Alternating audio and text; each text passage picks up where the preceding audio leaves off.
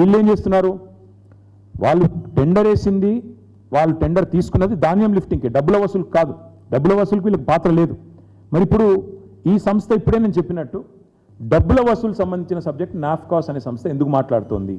అసలు వీళ్ళకున్న అధికారం ఏంది? ఒక నాఫ్కాస్ మాకు లెటర్ ఉంది, మిగతా 3 సంస్థలది కూడా ఇదే రకమైన ఉత్తర ప్రత్యుత్తరాలు మా దగ్గర ఉన్నాయి. వీళ్ళందరూ డబ్బు వసూలు మీద పడ్డారు. ఇంకొక మాట ఏమంటే, అసలు సంబంధం లేని ప్రైవేట్ సంస్థలు ప్రభుత్వం తరపున డబ్బులు ఎట్లా అడుగుతున్నాయి? ప్రైవేట్ సంస్థలు ప్రభుత్వం తరపున డబ్బుల వసూలు ఎట్లా చేస్తున్నాయి? చేస్తే గీస్తే సివిల్ సప్లైస్ కార్పొరేషన్ చేయాలి డబ్బులు వసూలు, లేదా ఎఫ్సిఐ చేయాలి. వీళ్ళు ఎవరు అసలు ఈ నలుగురు? అదేవిధంగా ఈ 700 కోట్లు 35 లక్షలు ఇంటూ మరి 200 రూపాయలు. ఇంకా విచిత్రం, ఈ 4 సంస్థలు మేము చెప్పినట్టు వినకపోతే విజిలెన్స్ దాడులు జరుగుతాయి అని మిల్లర్లను బెదిరిస్తున్నారు. కాంట్రాక్టు ఏజెంట్ వీళ్ళు ఏవైతే 4 ఏజెన్సీలు ఉన్నాయో లిటరల్లీ వీళ్ళు ప్రభుత్వ ఏజెంట్ లాగా డబ్బుల వసూలుకు ఒక హఫ్తా వసూలు చేసే వాళ్ళు ఉంటారు కదా, ఆ టైప్లో బెదిరించే ప్రయత్నం చేస్తూ ఉన్నారు. ఇక్కడ ఆశ్చర్యకరమైన విషయం ఇందాక నేను చెప్పింది, 2100 రూపాయలకు మిల్లర్లు మేము కొంటామని సుముఖత వ్యక్తం చేసినాక కూడా 1885 నుంచి 2007 రూపాయల వరకే ఎందుకు బ్యాండ్ ఫిక్స్ చేసి 4గురిని రింగు చేసి ఎలిజిబిలిటీ క్రైటీరియా అని పెట్టి చిన్న చిన్న సంస్థలన్నింటినీ ఎగరగొట్టింది ప్రభుత్వం, పౌర సరఫరాల శాఖ, ముఖ్యమంత్రి రేవంత్ రెడ్డి సమాధానం చెప్పాలి. అదే మాదిరిగా టెండర్లలో మరి జనవరి 25 టెండర్ పిలిచారు, ఈరోజు మే 25, ఫిబ్రవరి, మార్చి, ఏప్రిల్, మే 4 నెలలు అయిపోయింది. 23కి మొన్న అయిపోయింది. వాళ్ళకి ఇచ్చిన 90 రోజుల కాల పరిమితి కూడా ముగిసిపోయింది.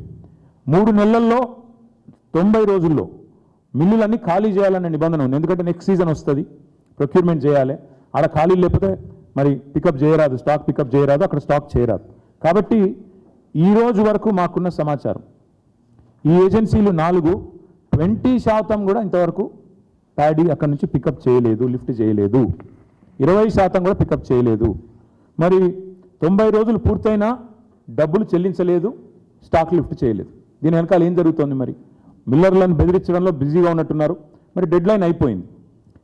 డెడ్లైన్ అయిపోయిన తర్వాత మరి ప్రభుత్వం ఏం చేయాలా? నిబంధనల ప్రకారం ఒకవేళ వాళ్ళు చెప్పిన ప్రకారం కనుక ఆనర్ చేయకపోతే వెంటనే కాంట్రాక్టర్ల మీద చర్యలు తీసుకోవాలి, బ్లాక్ లిస్ట్లో పెట్టాలి. కానీ ఇప్పుడు ప్రభుత్వం ఏం చేస్తోంది?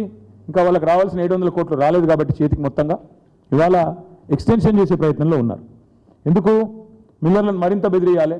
ఎలక్షన్స్ అయిపోయినాయి, ఇంకా లిఫ్ట్ చేయకుండా ఇంకా మిల్లర్లను మళ్ళీ బెదిరించి నెక్స్ట్ సీజన్ పెట్టి మెడ మీద కత్తి పెట్టి మీరు అకాల వర్షాలు ఇప్పటికే పడుతున్నాయి, మీరు వెంటనే డబ్బులు కట్టకపోతే మీ తాట తీస్తాం, మీ లైసెన్స్ క్యాన్సిల్ చేస్తాం అని మిల్లర్లను బెదిరించి ఇవాళ రైతుల కోసం మాట్లాడుతున్నట్టు నటించి ఇవాళ అదనంగా డబ్బులు వసూలు చేసే చక్కర్లో ఉన్నారు. వాస్తవంగా జరగాల్సింది ఏంది? కాంట్రాక్ట్ ఏజెన్సీలు ఏవైతే 90 రోజుల్లో లిఫ్ట్ చేస్తామన్నాయో అక్కడ మిల్లులలో లిఫ్ట్ చేస్తేనే స్థలం ఖాళీ అవుతుంది, ప్రభుత్వానికి డబ్బులు వస్తాయి, నెక్స్ట్ సీజన్ ప్రొక్యూర్మెంటు సాఫీగా అవుతుంది. ఒకవేళ జరగకపోతే ఏం జరుగుతుంది? ప్రభుత్వం మరొక 150 కోట్లు నెలకు వడ్డీ అదనంగా చెల్లించాల్సిన పరిస్థితి సివిల్ సప్లైస్ కార్పొరేషన్ వాళ్ళకు వస్తుంది. ఇవాళ ప్రభుత్వం చెప్పాలా? మేము అడుగుతా ఉన్నాం, డిమాండ్ చేస్తూ ఉన్నాం ప్రధాన ప్రతిపక్షంగా.